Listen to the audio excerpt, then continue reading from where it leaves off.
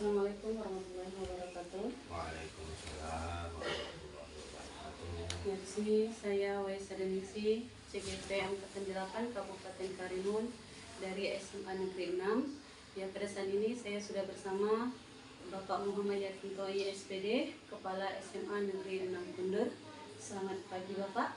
Pagi. Ya, kedatangan saya ke sini saya ingin sedikit mewawancarai Bapak mengenai tugas saya sebagai seorang CGP Pak, atau calon guru penggerak yang berkenaan dengan kasus-kasus dilema etika. Nah, bagaimana Bapak bersedia untuk diwawancarai? Oh iya, siap. Ya, terima kasih Bapak atas waktu yang sudah diberikan. Baiklah Pak, di sini kita mulai dari pertanyaan pertama. Selama ini bagaimana Bapak dapat mengidentifikasi kasus-kasus yang merupakan dilema etika atau rujukan moral, Pak? Baik, yang jelas kita pilih dulu mana yang dilema etika, kemudian mana yang moral. Ya. Jadi dilema etika ini biasanya selalu kasus ini berhadapan atau bertentangan dengan berhubungan dengan dua kebaikan. Ya. Ya, sedangkan yang etika yang bukan moral ini biasanya selalu berhubungan atau kelakuan kasus ini selalu berhubungan dengan tindak pidana. Ya. Oke, yang pertanyaan kedua nih Pak. Nah, selama ini bagaimana Bapak menjalankan pengambilan keputusan di sekolah Bapak, terutama untuk kasus-kasus di mana ada dua kepentingan yang sama-sama benar atau sama-sama mengandung nilai kebajikan?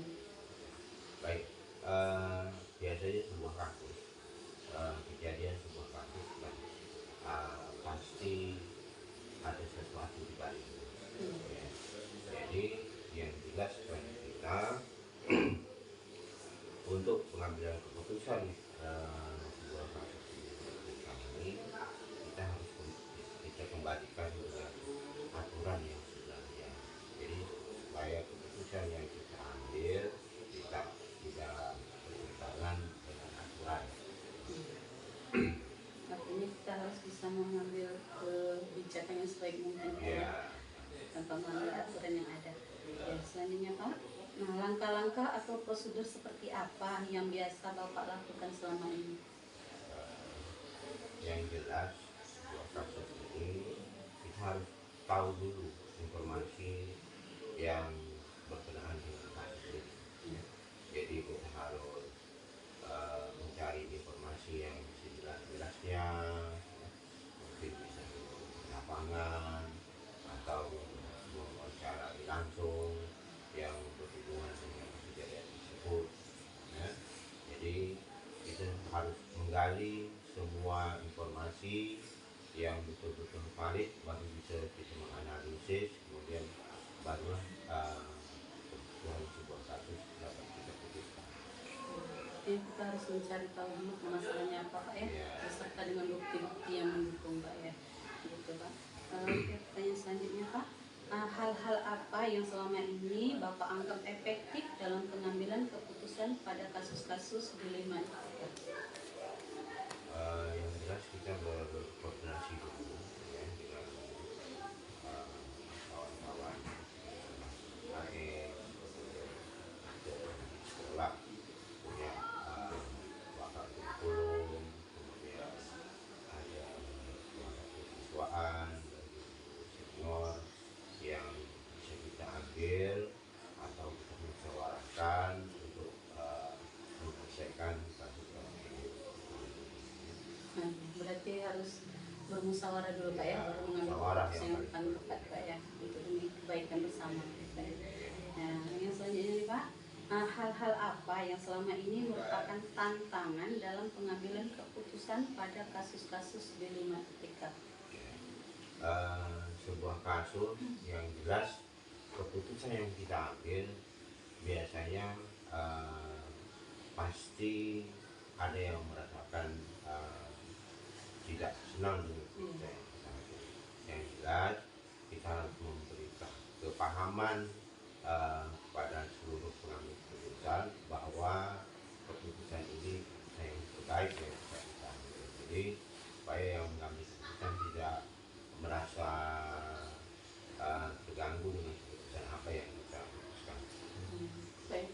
tentunya kita harus memberi pemahaman dulu Pak ya kepada orang yang bersangkutan agar kalau misalnya keputusan yang kita lakukan ini ya dia merasa tidak senang hati gitu Pak ya.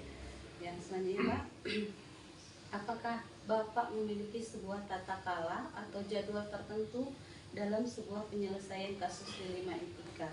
Kemudian apakah Bapak langsung menyelesaikan di tempat atau memiliki sebuah jadwal untuk menyelesaikannya?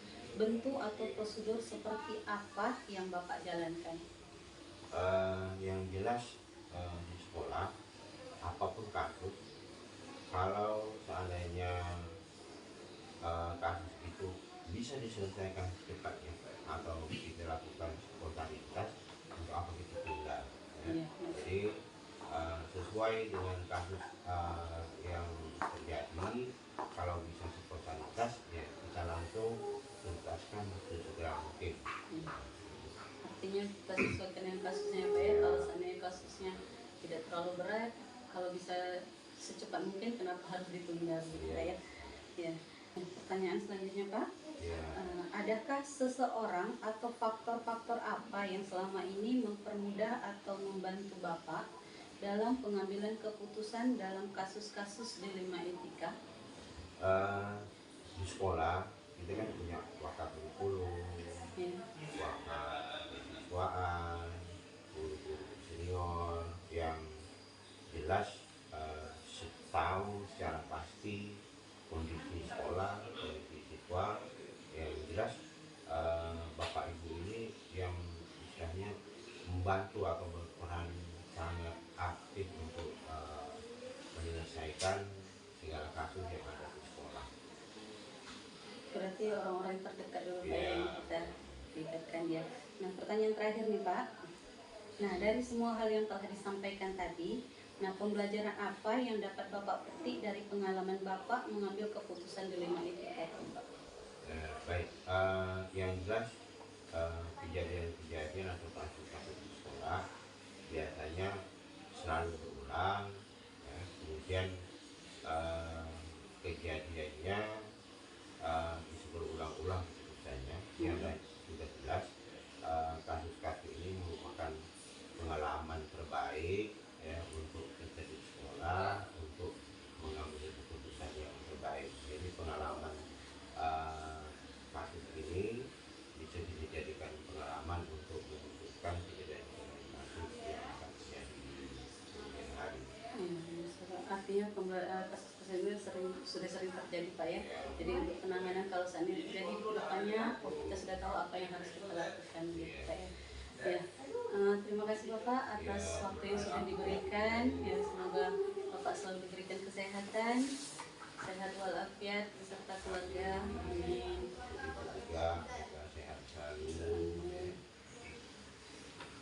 Ya, itulah tadi wawancara saya bersama Bapak Kepala Sekolah SMA Negeri 6 Kundur, Bapak Muhammad Yatin Toyi SPD. Terima kasih. Assalamualaikum warahmatullahi wabarakatuh. Waalaikumsalam.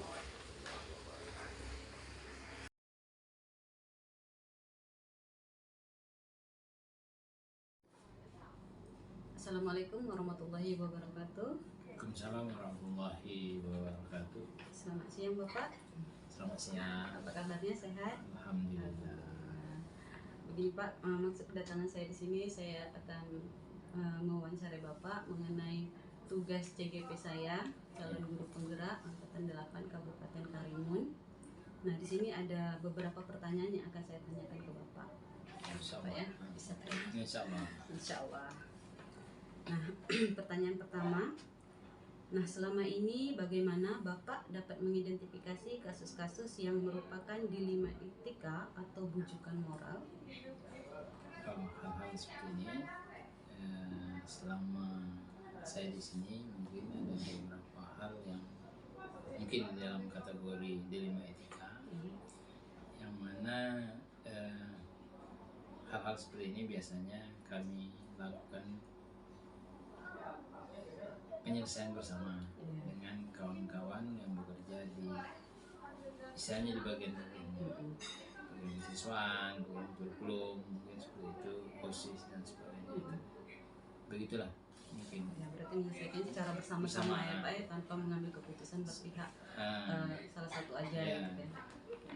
Lanjut ke pertanyaan selanjutnya Pak. Nah, selama ini bagaimana Bapak menjalankan pengambilan keputusan di sekolah Bapak, terutama untuk kasus-kasus di mana ada dua kepentingan yang sama-sama benar atau sama-sama mengandung nilai kebajikan?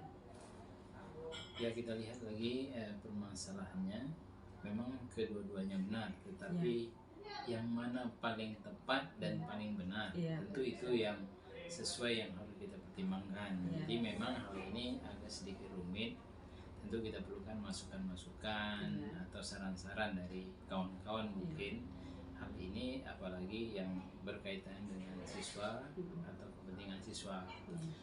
Terutama mereka yang dekat dengan siswa itu adalah wali kelasnya, guru mata pelajarannya, sehingga hal-hal tadi dapat secara detail dapat kita ambil akar permasalahannya.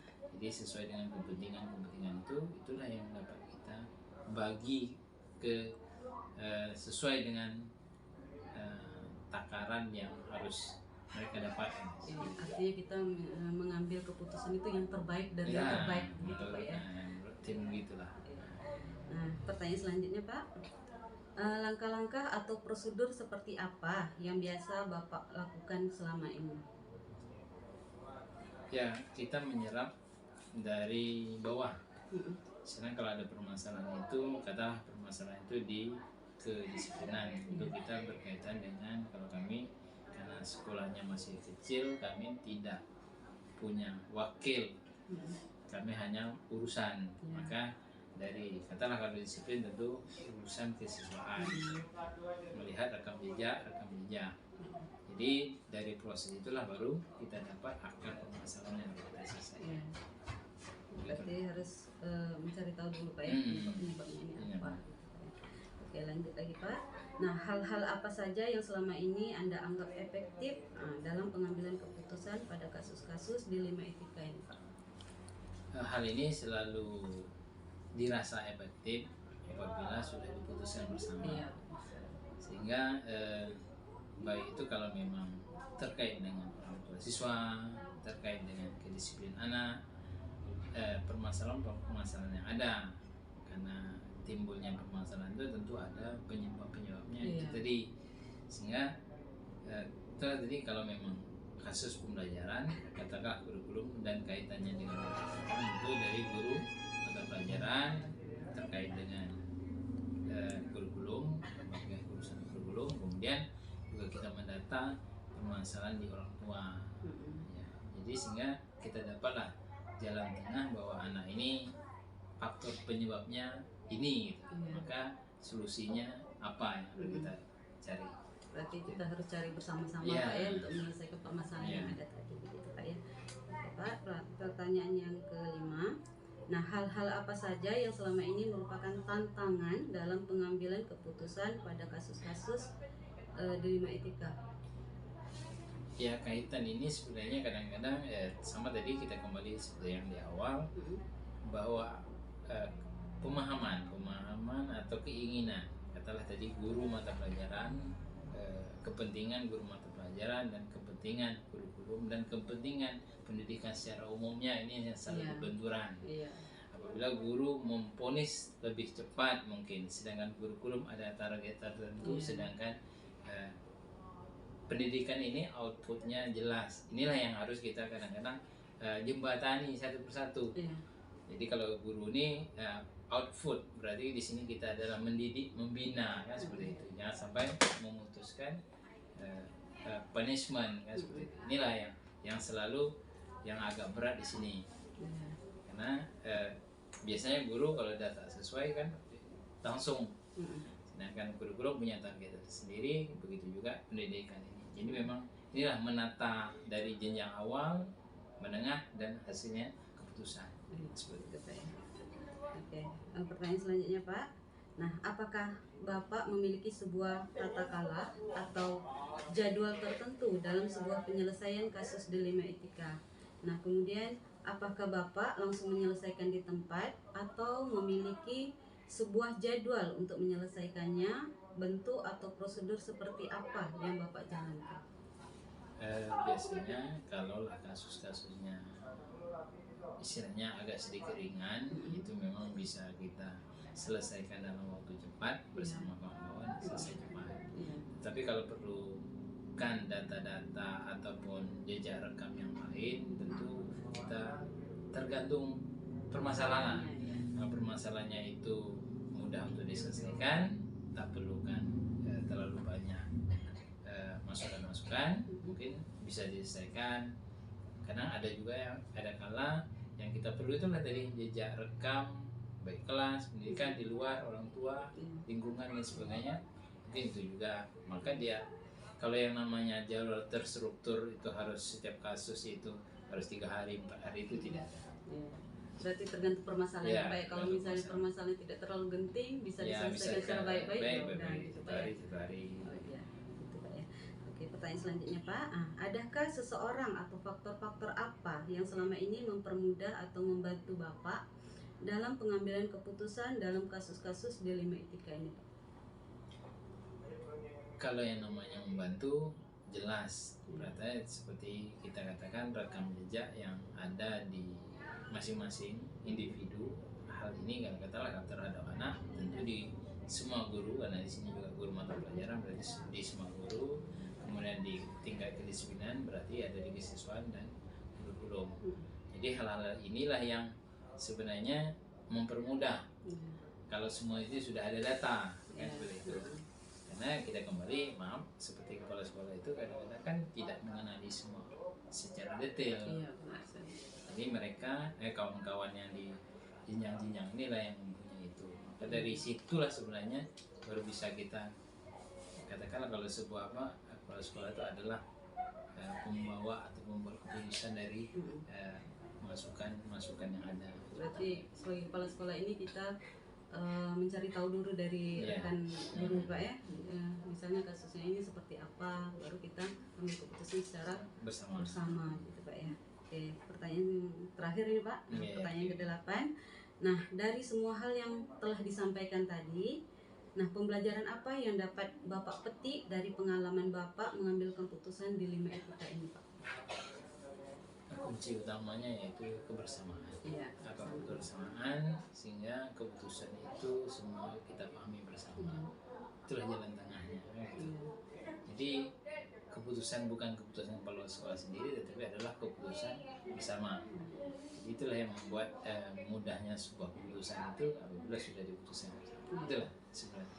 Artinya kita harus berkomunikasi dengan rekan kerja kita Pak ya. Baru kita mengambil keputusan secara bersama-sama gitu Pak ya. Oke. Terima kasih Pak atas kesempatan yang sudah diberikan. Semoga dengan Bapak memberikan pelayanan kepada saya dan bersedia untuk diwawancarai, saya sangat merasa terbantu dengan untuk menyelesaikan tugas saya sebagai calon guru penggerak gitu Pak. Kami juga berterima kasih karena coba menggali informasi dari kami. Kami juga berdoa mudah-mudahan Ibu dapat melaksanakan prosesnya sampai selesai dan sukses untuk menjadi guru penggerak ke depan. Insyaallah. Terima kasih Pak, sehat selalu. Alhamdulillah. Saya akhiri dengan Assalamualaikum warahmatullahi wabarakatuh. Waalaikumsalam warahmatullahi wabarakatuh.